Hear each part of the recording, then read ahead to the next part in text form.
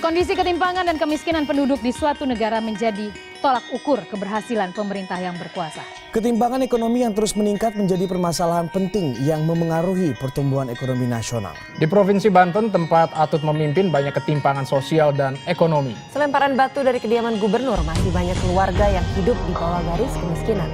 Tingkat kesenjangan di Indonesia ternyata masih dalam tingkat yang berbahaya dan bisa memicu ledakan sosial dan ketidakharmonisan. Badan Pusat Statistik Kemiskinan Indonesia tercatat turun. Meski demikian, ketimpangan masih dinilai meningkat.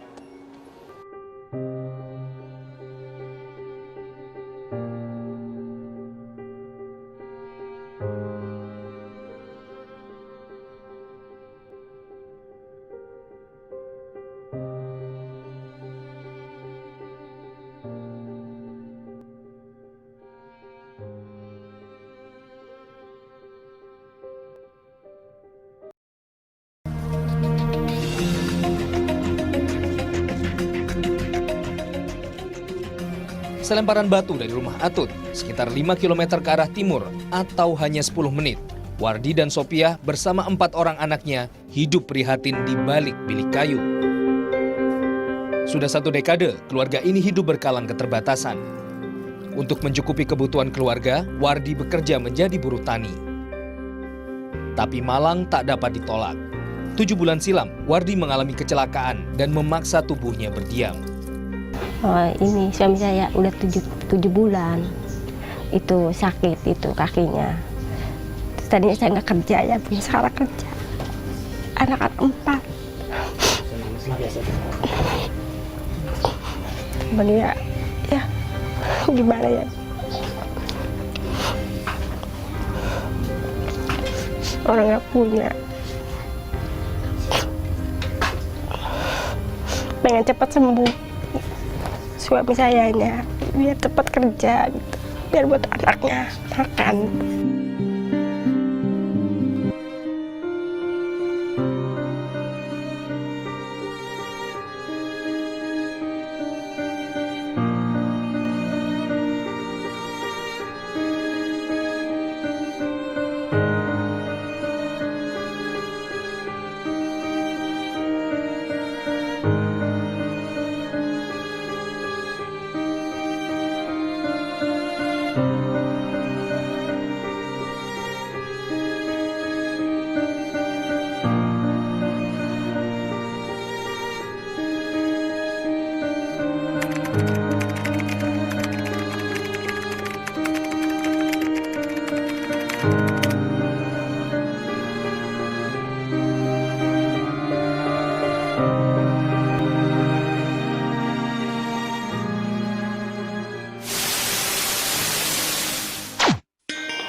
Ketimpangan sosial masih menjadi salah satu masalah yang terjadi di masyarakat. Ketimpangan sosial merupakan fenomena masyarakat yang bersifat global, terjadi baik di negara maju maupun terbelakang. Bahkan proses integrasi ekonomi global cenderung mempertajam pembedaan antara kelompok kaya dan kelompok miskin. Bila terus dibiarkan, bukan tak mungkin sejumlah dampak sosial akan kian menjamur. Diskriminasi, ras, pendidikan, dan status sosial adalah bentuk beberapa ketimpangan yang ada di Indonesia. Negara yang berkembang seperti Indonesia, ketimpangan sosial menjadi ancaman keamanan nasional. Sebab ketimpangan sosial akan berakumulasi dan bersinergi dengan berbagai persoalan masalah yang kompleks yang ada di masyarakat, yang tentunya menghambat pembangunan negara. Belum lagi kasus yang saat ini dirasakan hampir seluruh dunia, yaitu anjloknya perekonomian akibat virus corona. Beberapa negara agresif memerangi pandemi COVID-19 bisa menangani perekonomiannya dengan lebih baik. Sementara negara berkembang yang kurang sumber daya lebih beresiko. Menurut berita yang dicuplikan oleh VOA, Korea Selatan, Vietnam, dan Singapura adalah beberapa negara yang lebih awal dan efektif dalam mengendalikan wabah virus corona. Dengan menutup bisnis, melakukan tes secara luas, dan pelacakan terhadap orang yang terpapar virus, menurut para ekonom, negara-negara ini adalah negara yang berhasil dalam membuka kembali perekonomiannya. If that's in place, that as you reopen the economy, you actually can foster confidence, because among the unknowns here are the way that consumers are going to respond to a gradual reopening.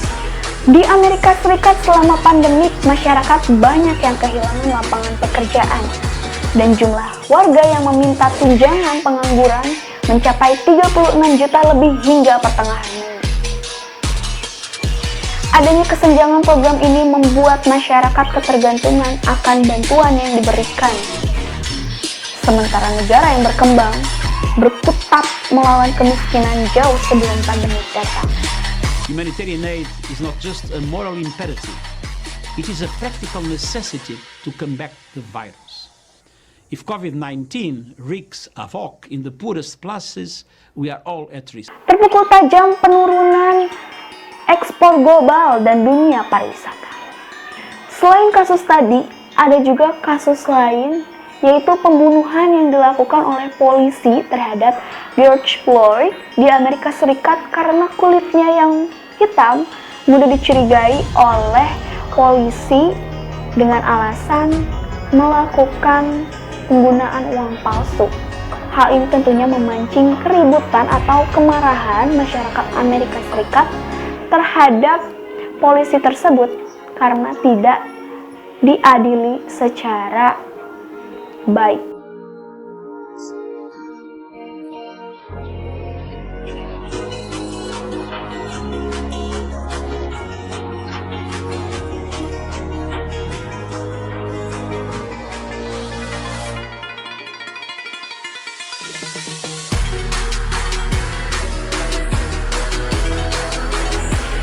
Hal tersebut menjadi ketimpangan ras, di mana orang yang kulitnya hitam dibedakan dengan mereka yang kulitnya putih. Ini pun tentu berujung pada unjuk rasa, kerusuhan, dan penjara. I see a clear distinction of how black and white people are treated in America.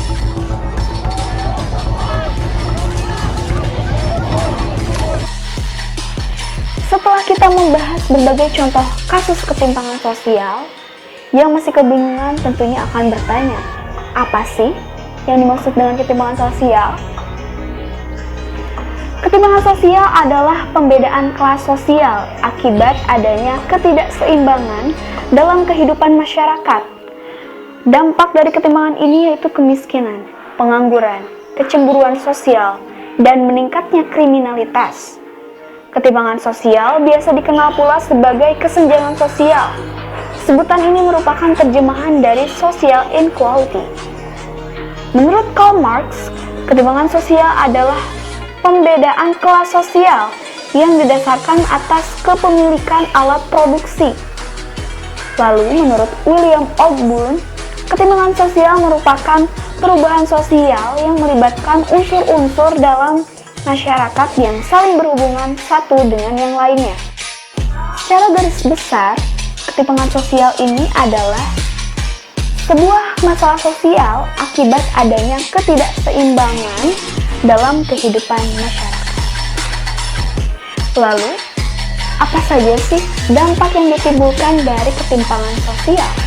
Seperti yang tadi kita bahas, bahwa ketimpangan sosial memiliki berbagai dampak yang dihasilkan. Di antaranya sebagai berikut. Yang pertama, kemiskinan dan pengangguran. Ketimpangan sosial pada suatu negara ditandai dengan tingkat masyarakat yang menganggur atau yang miskin. Golongan masyarakat inilah pasti memiliki daya beli yang rendah atau minim. Lalu selanjutnya adalah kecemburuan sosial. Dampak kedua ini merupakan kelanjutan dari dampak yang pertama. Jika masyarakat miskin, menganggur, dan penghasilannya rendah, tentu akan membandingkan dirinya dengan masyarakat yang menengah dan yang kaya. Hal ini yang memicu timbulnya kecemburuan sosial dan akan berdampak ke masalah yang lebih serius, bahkan mengancam persatuan dan kesatuan bangsa. Lalu yang ketiga yaitu meningkatnya kriminalitas. Dampak terakhir ini kelanjutan juga dari dampak yang pertama dan dampak yang kedua. Ketika masyarakat sudah menganggur, miskin, dan daya belinya rendah, tentu menimbulkan kecemburuan dan berlanjut pada dirinya yang menimbulkan aksi kriminalitas yang tentunya dengan alasan keputusasaan dalam menjalani hidup karena keadaannya yang tidak kunjung baik. Selanjutnya, hal apa saja sih yang dapat menyebabkan ketimpangan sosial? Yang pertama itu adalah diskriminasi. Diskriminasi merupakan perlakuan yang mengistimewakan pihak tertentu di saat bersamaan pihak lainnya akan memandang sebelah mata. Misalnya, seorang koruptor, dia dihukum oleh pengadilan menjalankan penjara selama 2 tahun, sedangkan nenek yang mencuri semangka mendapatkan hukuman penjara. Ini tentu tidak adil ya, karena itu adalah termasuk dalam diskriminasi. Lalu yang kedua itu adalah primordialisme. Primordialisme ini adalah perlakuan terhadap seseorang yang didasarkan oleh identitas, bahkan bukan dari kemampuannya. Contohnya, ketika ada seorang anak pejabat yang dengan begitu mudahnya memperoleh pekerjaan, sedangkan anak dari tukang beca harus bersusah payah mencari pekerjaan karena memang benar-benar pure dari usahanya sendiri. Yang ketiga yaitu seksisme.